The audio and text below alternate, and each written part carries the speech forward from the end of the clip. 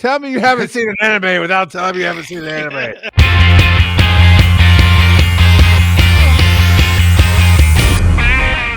What are you nerding out about? All right, Joseph. We're gonna play our little game, right? And I think did we have somebody call in with the name of the anime? We did. We Okay. certainly did. So the name of the anime is A Gatherer's Adventure in Isekai.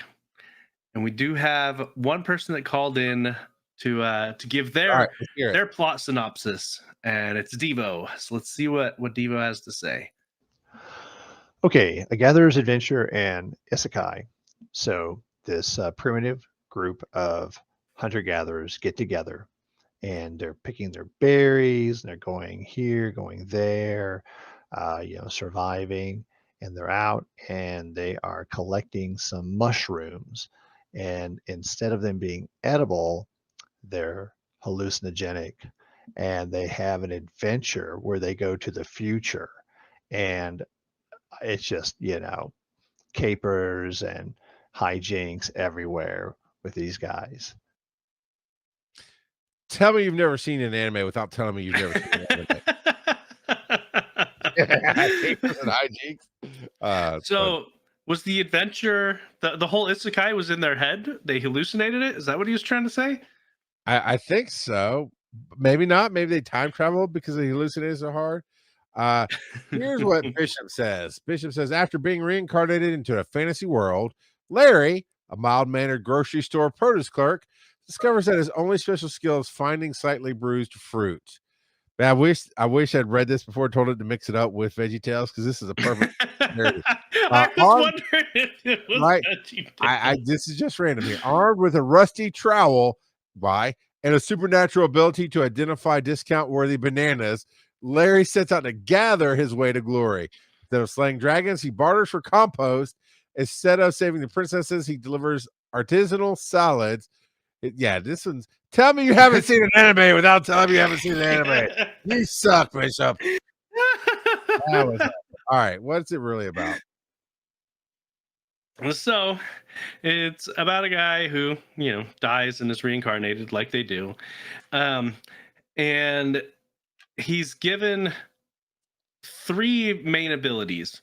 One is that he can, he's got a ton of mana, a ton of magical energy, and he can create basically any spell that he wants just by imagining it and creating it. And so one of the first things, and he's told specifically that one of the things he should use it for is for search magic. And so he's plopped down, and he uses his search magic, and it Tinder. and it doesn't directly identify what everything is unless he goes up and actually concentrates on it. But it'll put symbols, which are playing card symbols, actually, heart, spade, and whatnot, the diamond, and it's different categories of items, and then he can walk up to them and he can inspect them, and it'll give him more information as well as the rarity. So it's got some video game mechanics there, and he can gather stuff. And his new body, he's exceptionally tall in this world, apparently. So what you feel every day, Charles. And so but people when he goes to town, people comment, "Oh, you're so tall! You're so tall!" And I've seen that in a couple of different. Is he like Slender Man tall, or? So it's hard to gauge in animation, but if I had to guess, I'd put him around 6'4" ish. 5'8" or something. Well, so now I'm curious what the average height in Japan is, but I think on average Japanese men are slightly shorter than American men.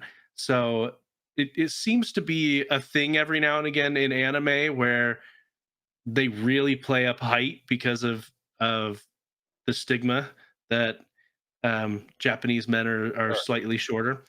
But yeah, so he's slightly taller, but he starts going around and taking adventures to gather, and it's only a few episodes in, but every time people are like, oh, you're a gatherer, oh, you're a gatherer, like it's something special. Like, you've got tons of adventurers, like he's seen adventurers left and right. And so I'm sitting here thinking, like, why? And I don't know if it'll come up as to why gatherers are so special, or if it's just a thing.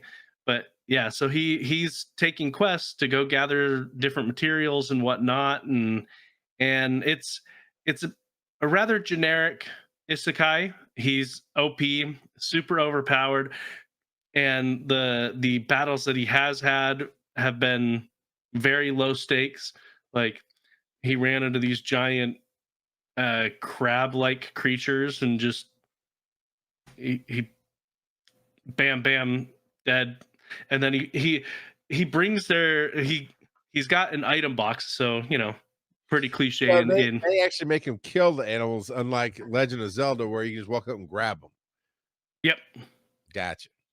And so so he brings them back and he shows them off, and everyone's like, oh, they're like freaking out. So he's clearly super OP, even though he doesn't consider himself a combat person. He's a gatherer. And so, but critically speaking, it's not that great. It's a generic isekai, but it is fun, and it's relaxing, and I am enjoying it. I hate it just from the name. Adventure and isekai.